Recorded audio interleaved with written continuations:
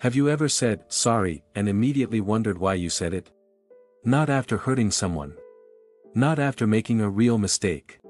Just, automatically. You bump into a chair. You whisper, sorry. Someone interrupts you, and you say, sorry, before continuing your sentence. A friend cancels plans on you, and somehow you're the one apologizing for being too available.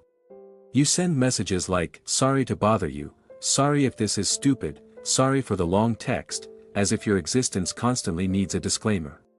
And the strangest part is how fast it happens. The apology leaves your mouth before your mind has time to ask if it even belongs there. You apologize when someone is in a bad mood. You apologize when conversations feel tense. You apologize when silence stretches too long. You apologize when someone sounds disappointed, distant, distracted, tired, annoyed, even when none of it has anything to do with you. It feels polite. Harmless. Kind. People might even describe you as considerate, easygoing, thoughtful. But deep down, there's a quiet exhaustion that comes with it. Because every apology carries a hidden message your nervous system keeps sending to the world. I might be the problem. I don't want to upset anyone. Please don't be mad at me. And if you listen closely, there's an even deeper question underneath all those tiny apologies. Why does your body react as if tension is your responsibility to fix? Why does discomfort in the room feel like something you caused? Why does peace sometimes feel like something you have to earn? If you start paying attention to how often you apologize, it can feel almost surreal. It shows up in moments so small and ordinary that most people barely notice them. You reach for something in the fridge while someone else is standing nearby and you say, sorry. You ask a question in a meeting and begin with, this might be a dumb question, but. You ask a partner what they're thinking and quickly add, sorry, I'm just being annoying. You walk into a store 5 minutes before closing and apologize to the employee for existing inside the building. None of these moments are dramatic. There's no conflict. No accusation. No real mistake. And yet your nervous system reacts as if you've crossed a line. It often feels like politeness. Like social lubrication. Like being considerate. And on the surface, it is gentle and socially acceptable. People rarely criticize someone for apologizing too much. In fact, it can make you seem warm, agreeable, and easy to be around. But there's a quiet emotional cost hidden in the background of this habit. Because when you apologize constantly, you are subtly positioning yourself as the potential source of discomfort in every interaction. Even when nothing is wrong, your body behaves as if something might be. Imagine how often this happens in conversations. Someone pauses before replying to your message, and your brain begins scanning for danger. Maybe they're upset. Maybe you said something wrong. Maybe your tone sounded rude. Maybe your question was too much. Maybe you're being needy. Maybe you're annoying them. So you send another message. Sorry if that came across weird. Sorry if I'm overthinking. Sorry, ignore me. And the moment you send it, there is a brief wave of relief. A tiny sense that you have corrected something before it could become a problem. That relief is important. Because it reveals what the apology is really doing. It's not just about manners. It's about tension. More specifically, it's about your relationship with tension. For many people, tension in the room feels neutral. Awkward, maybe. Uncomfortable sometimes. But tolerable. They can sit inside a pause in conversation without feeling like they need to fix it. They can notice someone's bad mood without assuming responsibility for it. They can ask for things without feeling like they are imposing. But when you apologize constantly, tension does not feel neutral. It feels charged. Loud. Urgent. Like a small alarm going off in the background of your body. A shift in someone's tone. A delayed response. A sigh. A short answer. A change in facial expression. These tiny signals can feel enormous. And without realizing it, you begin working to smooth them out. Soften them. Repair them. Prevent them from turning into something worse. Apologizing becomes a way of preemptively calming the emotional atmosphere. It's like walking into every interaction with a mental checklist that says, make sure no one is uncomfortable. Make sure no one is upset. Make sure no one feels inconvenienced. Make sure no one feels pressured. Make sure no one feels annoyed.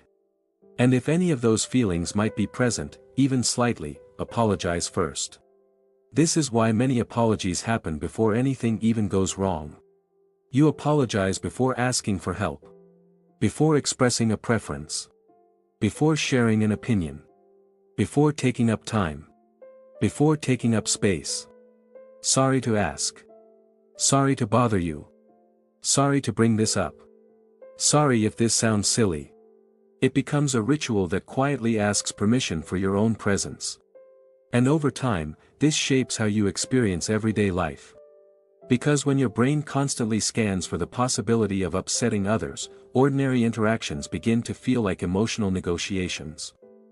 Every conversation contains a subtle question: am I being too much? Too loud? Too quiet? Too emotional? Too needy? Too opinionated? Too slow? Too fast? Too serious? Too sensitive? There's a constant calibration happening beneath the surface. Adjusting tone. Adjusting wording. Adjusting reactions. Trying to stay inside a safe emotional range that won't create friction. And the irony is that most of the people around you are not experiencing this invisible labor at all. They are simply talking. Asking. Existing. Without running a background program that measures the emotional temperature of the room every few seconds. Which makes the habit even harder to notice, because it feels normal. It has always been there. It feels like part of your personality. You might even describe yourself as considerate, easygoing, or conflict avoidant.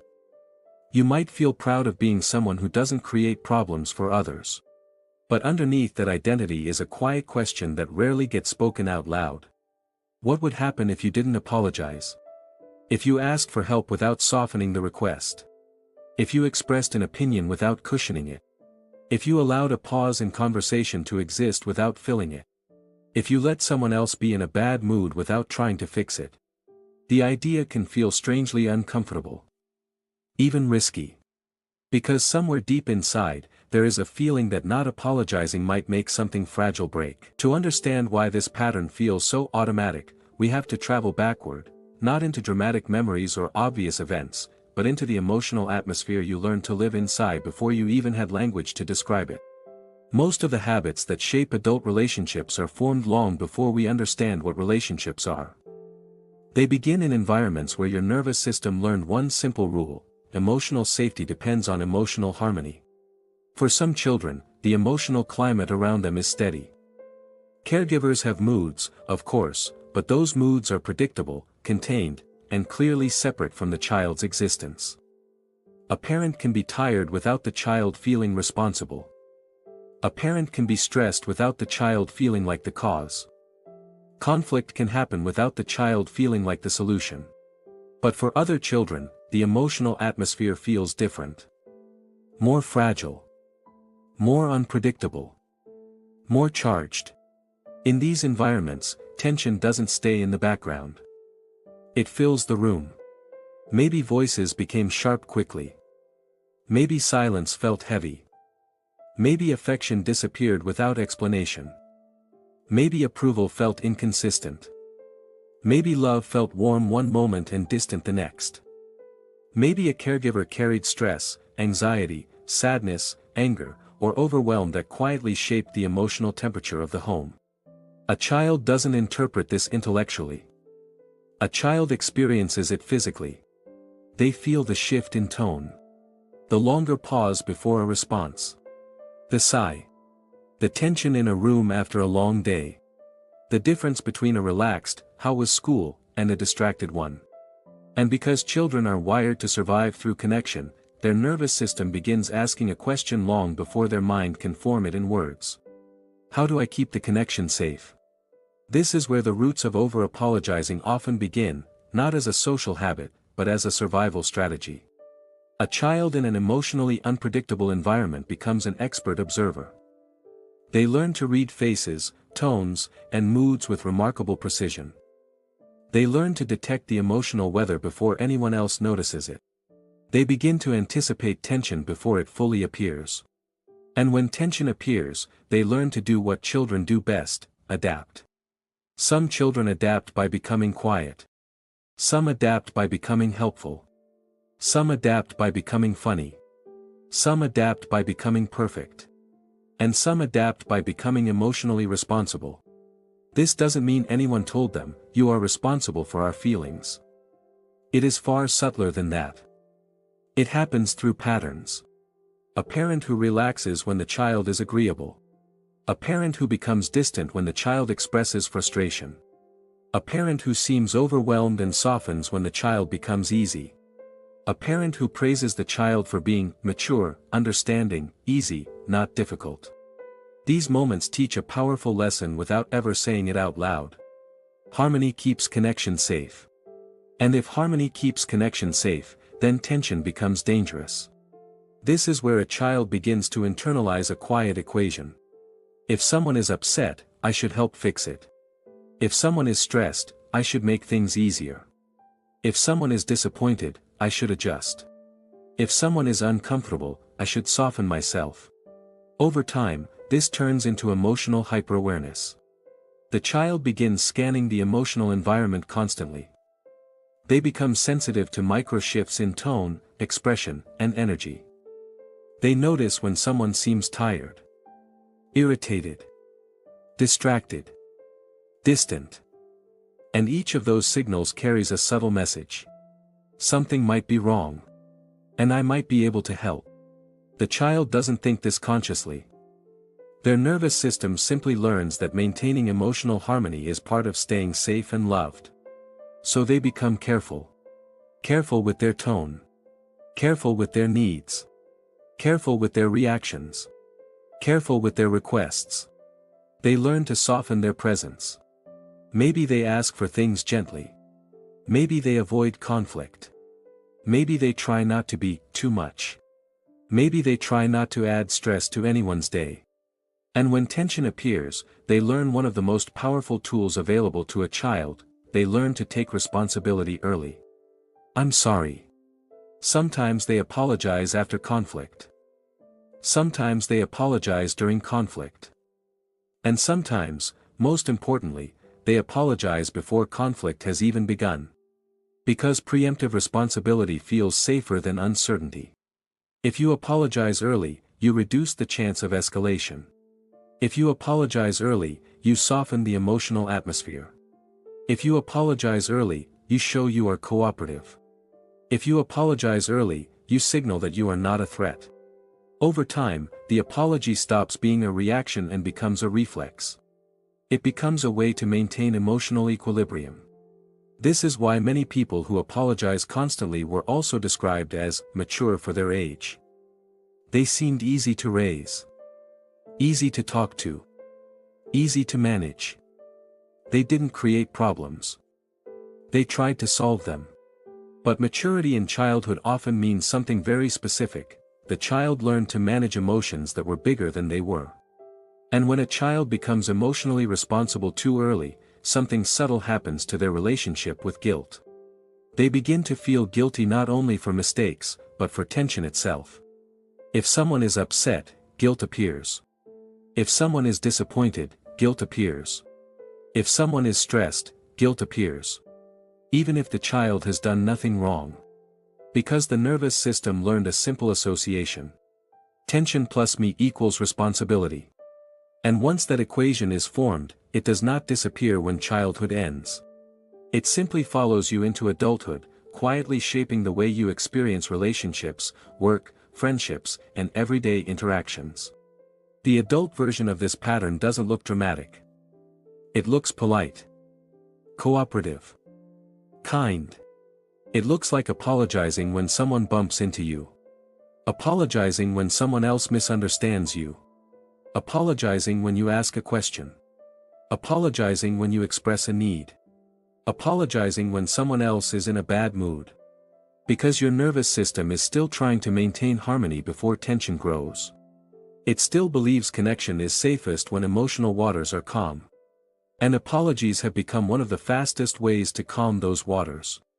But there is an emotional cost hidden inside this strategy.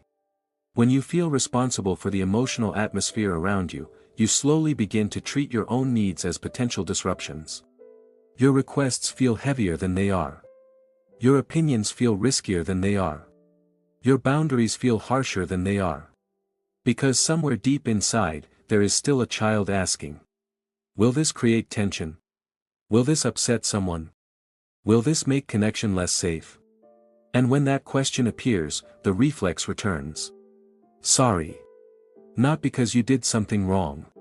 But because your nervous system is trying to keep the emotional environment safe before anything breaks.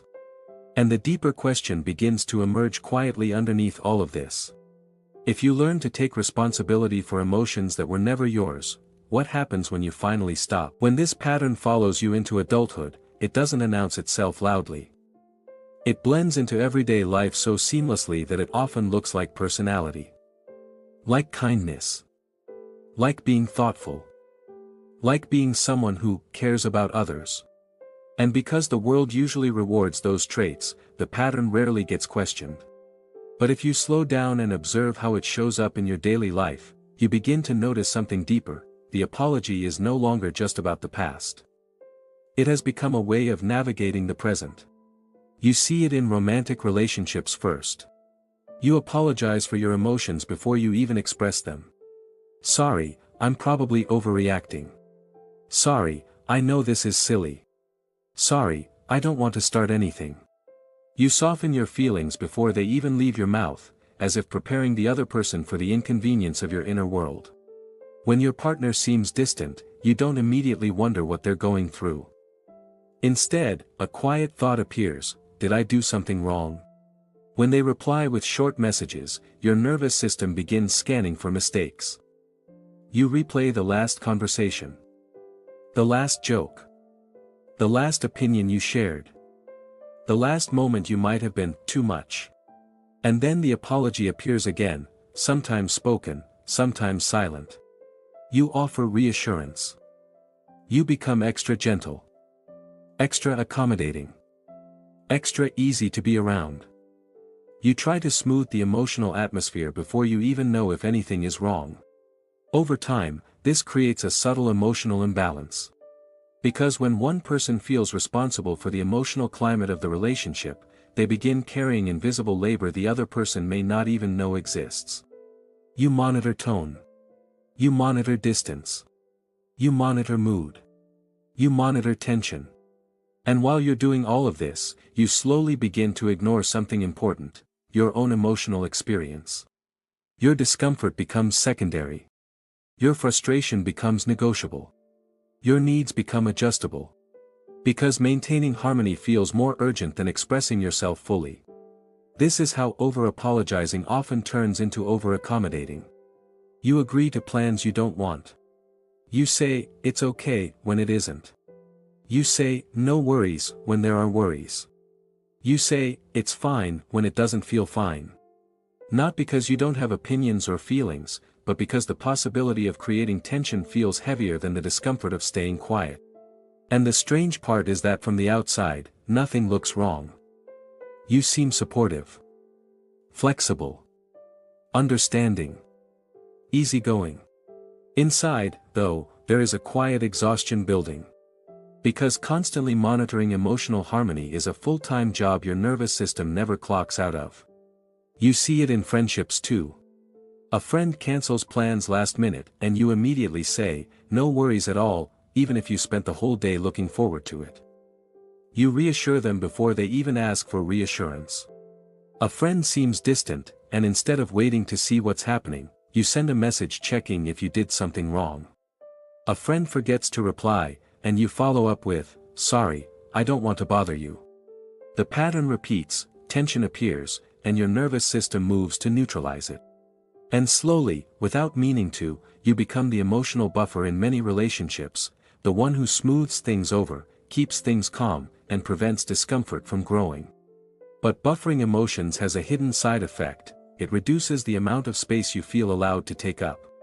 This becomes especially visible at work. You apologize before asking questions. You apologize before sending emails. You apologize for needing clarification. You apologize for requesting time. Sorry to bother you. Sorry for the extra email. Sorry if this is obvious. Sorry for taking your time. You might even apologize when someone thanks you. And beneath these small moments is a quiet assumption: your presence is an interruption unless proven otherwise. This shapes how you speak in meetings. You might soften your ideas with disclaimers. Add humor to make opinions feel less heavy. Present suggestions as questions instead of statements. You might say, "I could be wrong, but," even when you're confident. Or, "This might be a bad idea." Before sharing something thoughtful, you cushion your contributions as if preparing others for the inconvenience of hearing them. And again, the world often rewards this. People describe you as humble, collaborative, easy to work with. But the cost is subtle: your voice becomes quieter than your thoughts. Your opinions become smaller than your understanding. Your presence becomes softer than your potential. And the pattern continues in the smallest corners of everyday life. You apologize to strangers who bump into you. You apologize when asking someone to move. You apologize when requesting service. You apologize when taking up physical space. It happens in grocery stores, elevators, sidewalks, parking lots, waiting rooms. Moments where no one expects an apology, and yet your nervous system offers one anyway. Because at its core, the apology is no longer about behavior. It's about safety. It's about preventing conflict before it begins. It's about keeping emotional waters calm. And this is where something important begins to surface: the fear underneath the habit is rarely about the apology itself. It's about what might happen without it. What if someone thinks you're difficult? What if someone feels inconvenienced? What if someone becomes upset? What if someone withdraws? What if someone distances themselves? These questions rarely appear fully formed. They exist as sensations. A tightness in the chest. A subtle urgency. A need to smooth things over quickly. Because your nervous system learned long ago that emotional distance can feel like danger. And apologies feel like bridges. Tiny bridges that maintain connection, prevent friction, and reassure the people around you that you are safe to be close to.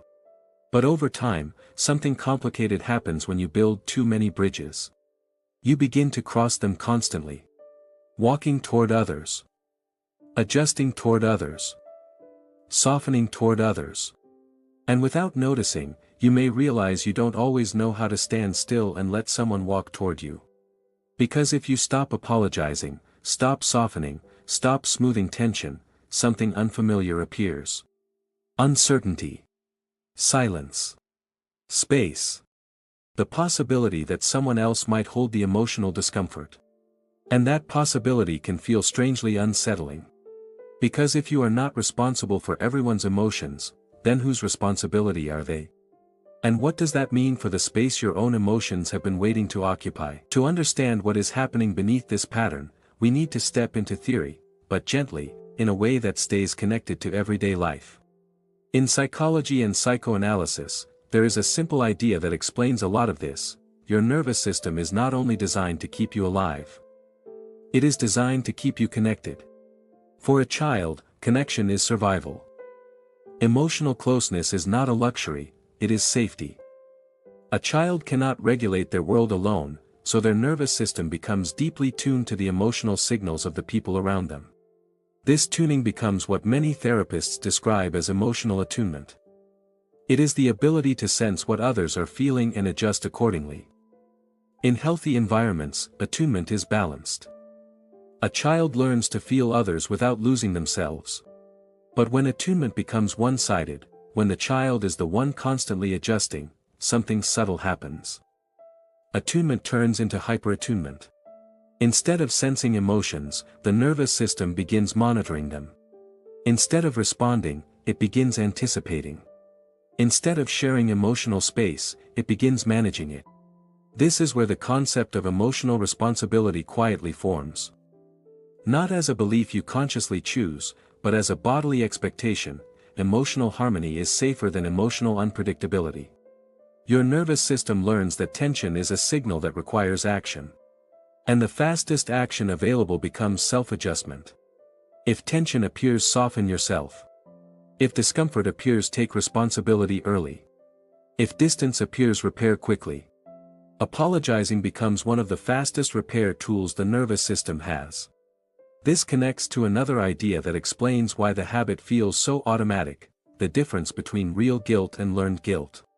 Real guilt appears when you hurt someone or violate your own values. It is specific, clear, proportionate. It tells you what happened and what needs repair. Learned guilt is very different. It is vague, constant, atmospheric. It appears when someone is upset, even if you did nothing. It appears when someone is disappointed, even if it has nothing to do with you. It appears when someone is stressed, distant, tired, or quiet. It does not point to an action. It points to a feeling: something might be wrong, and I might be part of it. This type of guilt does not wait for evidence. It appears first and asks questions later. And once learned guilt becomes part of your emotional landscape, apologizing feels like a natural response to uncertainty. Because apologizing reduces the discomfort of not knowing. If someone is upset and you apologize, the tension drops slightly. Even if the apology was unnecessary, the emotional atmosphere softens. Your nervous system registers this as success. Relief becomes reinforcement. Over time, your brain begins linking apologies with safety. Not logical safety, but emotional safety. The kind that feels like a small exhale in the body. This is why the habit persists even when you logically know you did nothing wrong. Logic lives in one part of the brain. Safety lives in another. And safety almost always wins. Another piece of the puzzle involves how children form identity. When children grow up in emotionally unpredictable environments, they often develop what psychologists call a relational identity. Instead of forming a stable sense of self from their own preferences, they begin forming identity through how they affect others. They learn who they are by the emotional responses they create. If they make someone smile, they feel good. If they calm tension, they feel valuable. If they avoid conflict, they feel safe. Their sense of self becomes intertwined with emotional impact. This creates a quiet internal rule: my value is connected to how comfortable others feel around me. Once this rule forms, apologizing takes on a deeper meaning. It becomes a way of preserving identity. If others are comfortable, you feel secure. If others are upset, your sense of self feels threatened. So the apology is not just about repairing a moment. It is about stabilizing identity. It says, I am safe to be close to. I am not a threat. I am cooperative. I am easy to love. This is why the idea of not apologizing can feel surprisingly emotional. It is not just changing a habit. It is changing how your nervous system maintains connection. Without the apology, tension might linger longer. Silence might last longer. Someone else's mood might remain unresolved for a little while. And that creates something unfamiliar: emotional ambiguity. For people who did not grow up feeling responsible for emotional harmony, ambiguity is neutral. They assume others are responsible for their own feelings unless told otherwise. But for someone who learned emotional responsibility early, ambiguity feels charged. If someone is quiet, something must be wrong. If something is wrong, it might involve me. If it might involve me, I should fix it. This entire sequence can happen in seconds. And apologizing becomes the fastest way to complete the loop. There is also a deeper layer connected to boundaries. A boundary is the ability to separate your emotional world from someone else's. To recognize that two people can share space without sharing responsibility for each other's feelings. For many people who apologize constantly, boundaries were never taught explicitly. Instead, they were experienced implicitly as something risky. Because when emotional harmony depends on adjustment, boundaries can feel like potential disruption. Saying what you need might create tension. Saying no might create disappointment. Taking space might create distance. And since tension once felt dangerous, boundaries can feel emotionally unsafe, even when they are healthy. Apologies quietly replace boundaries. Instead of saying, "I can't do that," you say, "I'm so sorry, I wish I could."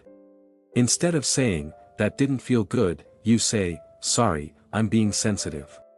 Instead of saying, "I need time," you say, "Sorry, I'm slow to respond." The apology softens the boundary before it fully exists. This keeps emotional harmony intact, but it also keeps your needs partially hidden. Over time, this creates a subtle internal conflict.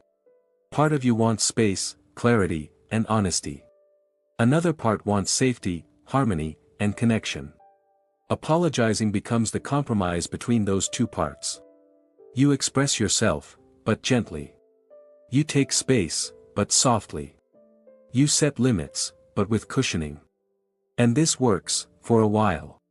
But the nervous system begins to notice something important.